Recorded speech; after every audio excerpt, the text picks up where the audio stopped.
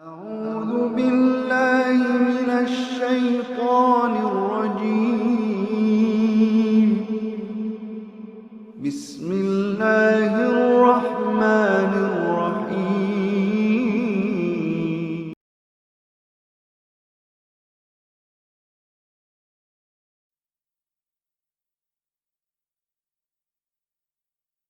बिस्मिल्लाहिर्रहमानिर्रहीम। आज experiment number 5 है।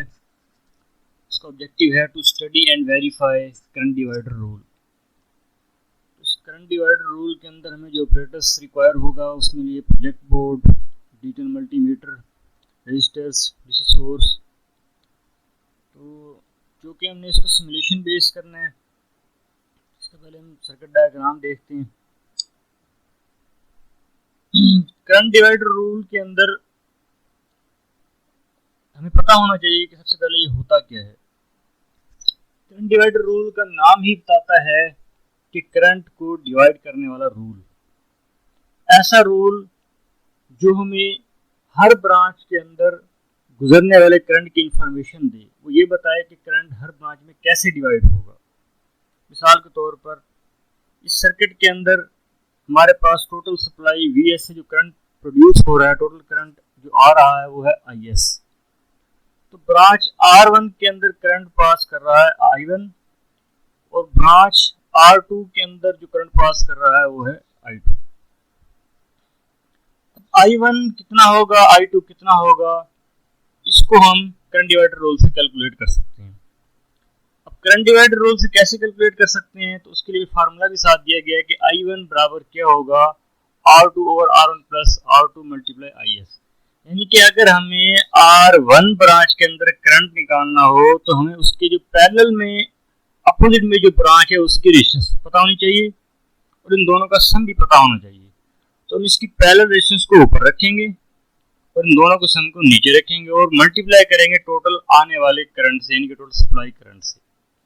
तो इससे हम I1 निकाल सकते हैं। इसी तरह I2 निकाल सकते हैं। उसके लिए मैं पैरेलल में जो रेजिस्टेंस है वो उसको ऊपर रखेंगे और इन दोनों का सम नीचे मल्टीप्लाई टोटल करंट जो IS आ रहा है। और असल में ये इंफॉर्मेशन देता क्या है, तो सादा लफ्जों में हम यूं कहेंगे कि किसी भी ब्रांच के अंदर जो करंट है वो हम ऐसे निकाल सकते हैं कि जितना रेजिस्टेंस बड़ा होगा ब्रांच के अंदर उतना ही करंट कम गुजरेगा और जितना ही रेजिस्टेंस कम होगा उतना ही करंट ज्यादा गुजरेगा। तो असल में ये इंफॉर्मेशन देता है करंट डिवाइडर रूल। तो इसको हम कैलकुलेट कर सकते हैं थ्रू दीज फार्मूलास। और टोटल करंट जो डिवाइड होगा वो सप्लाइड करंट के बराबर होगा। तो ये वेरीफाई हमने आज करना है कि टोटल जो सप्लाइड करंट है एक सर्किट के अंदर, पैरेलल सर्किट के अंदर, और टोटल गुजरने वाले करंट के बराबर होगा हर ब्रांच के अंदर। अब वो किस तरह से डिवाइड होगा वो फार्मूला से हम ये देख सकते हैं। यही करंट डिवाइडर रूल है कि करंट किस तरह से डिवाइड होगा हर ब्रांच के अंदर। इसको हम थ्रो प्रोटीज के देखते हैं। उसके लिए हमारे पास एक सर्किट होना चाहिए जिसके अंदर 3 रेजिस्टर्स पैरेलल में है और एक सप्लाई वोल्टेज है 6 वोल्ट का। तो यहाँ पर आप देख सकते हैं कि, और एक बात हमें यहाँ पर ये याद भी रखनी होगी कि करंट डिवाइडर रूल भी पैरेलल सर्किट में ही अप्लाई होता है, ना कि सीरीज में। चलिए अब हम इसको प्रोटी सॉफ्टवेयर के ऊपर देखते हैं और इसको वेरीफाई करते हैं। ये सॉफ्टवेयर की विंडो सामने है हमारे। तो इसमें सबसे पहले हम सोर्स को सिलेक्ट करते हैं। ये हमने सिलेक्ट किया हुआ बैटरी, जैसे कि आपने प्रीवियस एक्सपेरिमेंट के अंदर देखा है। तो बैटरी को हमने सेलेक्ट किया हुआ, इसको हम यहाँ पर ड्रा कर लेते हैं। ये बैटरी हमारी आ गई। उसके बाद हम रेजिस्टेंस ले लेते हैं 3 पैरेलल के अंदर। ये 1 आ गई, 2 और ये 3।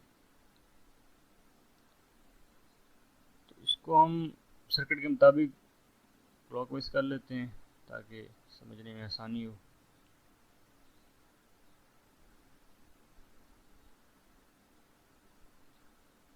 उसके बाद हमें 3 DMM चाहिए होंगे, सॉरी एमीटर, ताकि हम इनके करंट्स मालूम कर सकें और देख सकें कि वाकई करंट फार्मूले के मुताबिक डिवाइड हो रहा है, डिफरेंट है रेजिस्टेंस के अकॉर्डिंगली।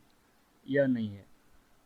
तो उसके लिए हम इस पर जाएंगे और इस ऑप्शन पर क्लिक करके यहाँ से DCM मीटर हम पिक कर लेंगे। तो हमारे पास एक ये आ गया और 3 हम यहाँ पर ले लेंगे।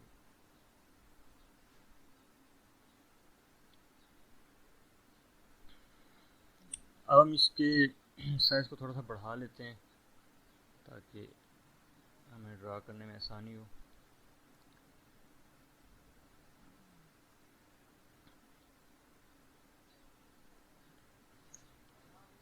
अब हम इसको वायर से कनेक्ट करते हैं।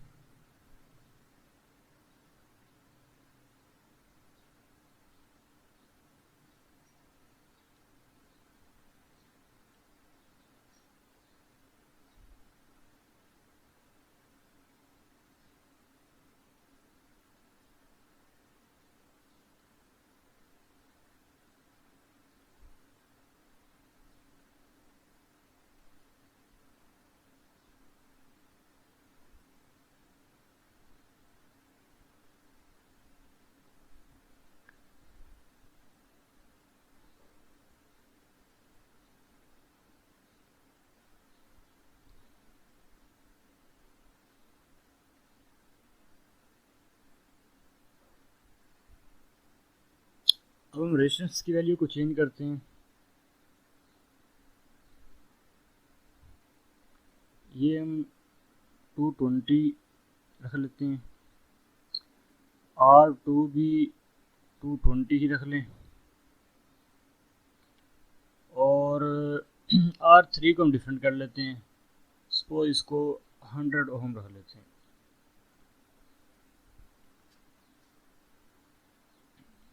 तो अब इसको हम प्ले करके देखते हैं कि आया कि करंट रेजिस्टेंस के अकॉर्डिंगली डिवाइड हो रहा है, ये रूल सही है या कुछ और इन्फॉर्मेशन दे रहा है।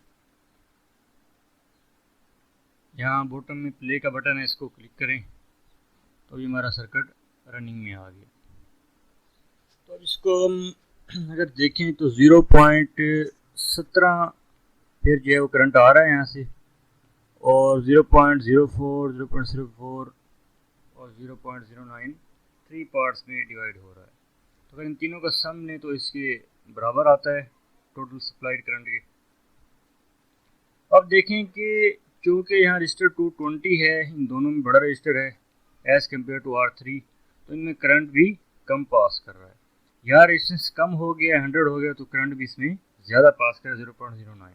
तो इसको हम फार्मूले के थ्रू भी कर सकते हैं। I1 जैसे तय है आपको R2 over R1 plus R2 plus R3 हम कर सकते हैं इनको। तो इसी तरह हमने इसको करना है 3-4 रीडिंग्स के अंदर करके इसका हमने सोल्यूशन निकालना है।